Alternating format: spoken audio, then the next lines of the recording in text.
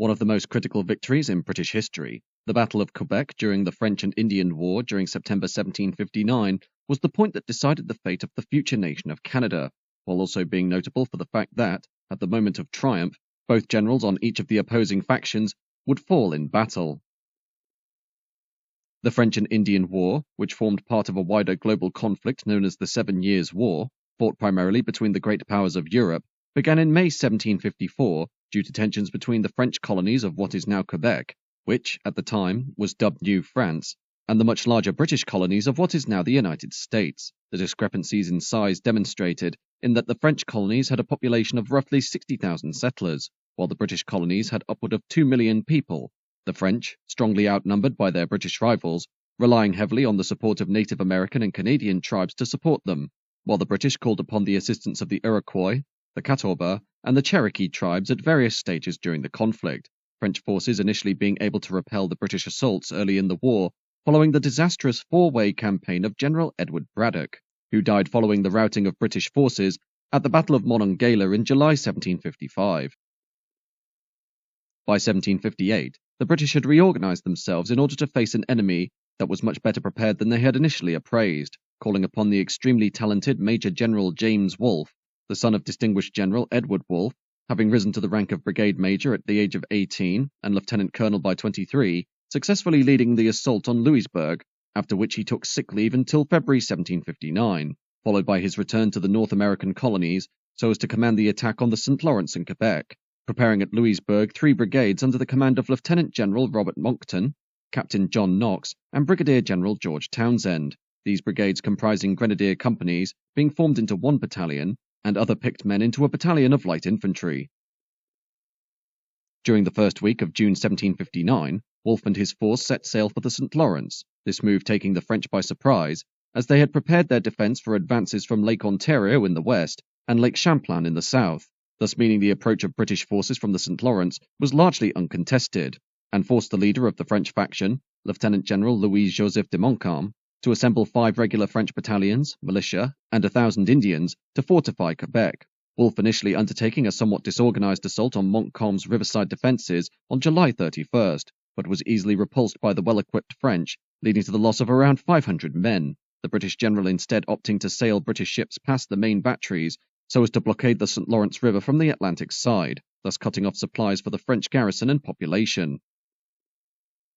Morale among the British factions was, however, fragile at best, a wave of illness having spread through Wolfe's army that took a large portion of his force out of action, with the Major General himself even becoming bedridden during August of that year, Wolfe declaring that a British attack on Quebec would need to be achieved by the end of September, or any chance of taking the city before winter would have been lost, though despite his need for respite, this period allowed him the opportunity to consider various options as to his assault on the French garrison, noting that the enemy's defences were specifically arranged to counter any potential assault from the south and east, while the western flank was left conspicuously undefended, the French relying on the fact that the banks of the St. Lawrence upstream of Quebec comprised 174-foot-tall cliffs that, in any other context, would have been impossible to orchestrate any kind of landing, Wolfe ultimately decreeing that this would be the location of his attack.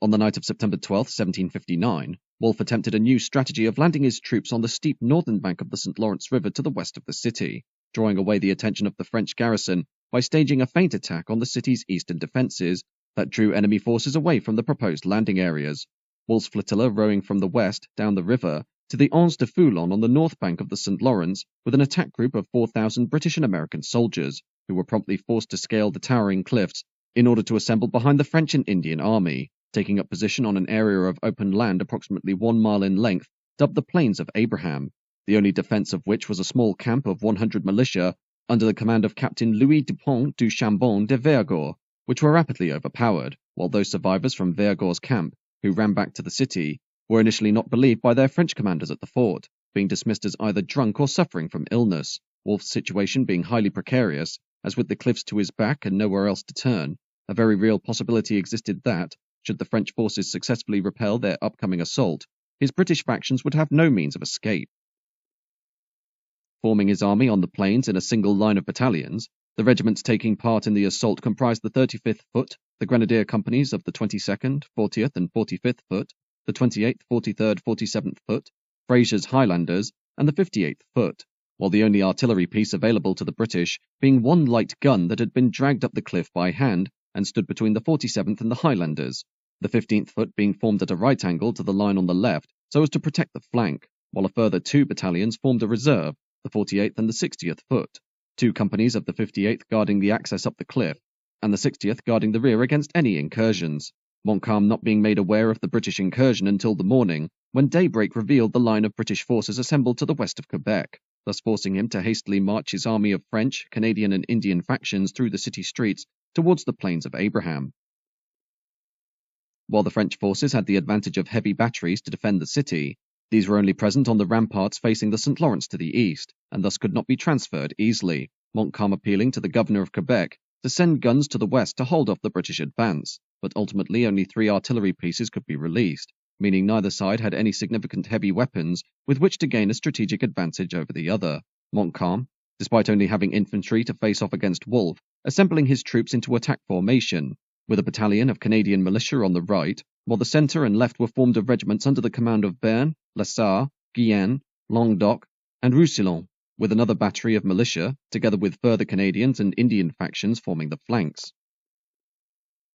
Though the French easily outnumbered the British, with 13,390 regular troops and 300 native warriors under Montcalm's command, compared to 7,700 regulars under Wolfe, the French general's haste to repel the British meant he did not wait for all his soldiers to be in position by the time he launched his initial assault on the enemy lines at 10 a.m., Wolfe's factions having a distinct advantage due to their ability to lie prone in the long grass, meaning they did not present a target to the French defenders. Montcalm, who was trained in the more traditional European manner of battlefield engagements, expecting his troops to have the discipline to move in precise order as set pieces, when in reality, due to his faction being comprised heavily of largely untrained militia and native tribesmen, who were unused to this style of open warfare, meant any advance by the French side was slow and generally disorganized, making them easy to pick off by Wolfe's army that lurked in the long grass. Engaging the French approach at a distance of 30 yards, Montcalm's men were sent into retreat after 2 devastating volleys from the British line, with the French general himself, as one of the only mounted men on the battlefield that day, being hit in the back by a musket shot as he returned to the city, while Wolfe, positioned with the 28th Foot and the Louisbourg Grenadiers, stood above his soldiers to observe the battle, taking an initial injury to the wrist that he rapidly wrapped up, before suffering 2 fatal shots to the groin and chest that sent him collapsing to the ground, whereupon he died shortly afterwards, the death of Wolfe and the injury of several other key officers, leading to a disorganized British pursuit of the retreating French, as led by the 78th Fraser Highlanders under the command of Brigadier General James Murray, who chased down the French with swords, but in so doing brought themselves within range of heavy fire from a floating battery covering the bridge over the St. Charles River, as well as militia that remained in the trees, leading to the 78th taking the highest number of casualties of all British units in the battle.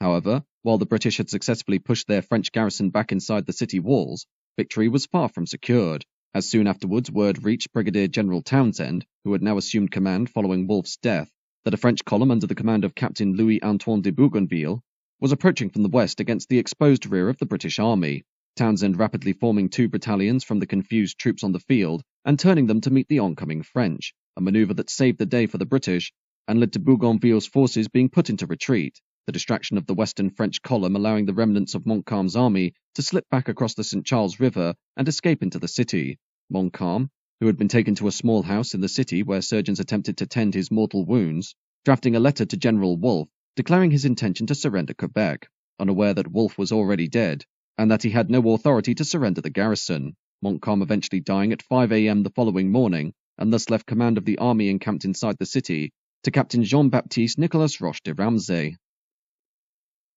Thus, the Battle of Quebec ended with 58 killed and 600 wounded for the British, against 116 killed, 600 wounded, and 350 captured for the French, as well as seeing the generals of both armies killed in the field. A siege of Quebec commencing as the British land forces cut off supply chains to the west, while the fleet of Admiral Charles Saunders out in the St. Lawrence River blocked access to the east, the siege eventually ending on September 18th, when de Ramsay, Townsend, and Saunders signed the Articles of Capitulation for Quebec, leading to the city being turned over to British control, though despite suffering a subsequent bloody defeat on April 28, 1760, during the Battle of Saint-Foy immediately to the west of the city, during which 1,100 British were killed to 850 French, a lack of artillery and ammunition, combined with British improvements to the fortifications, meant that the French were unable to take Quebec by storm, the garrison being ultimately relieved by a British fleet during mid-May, while the French forces in New France were heavily dependent on supplies from their own armada, which had been thoroughly routed at the Battle of Quiberon Bay,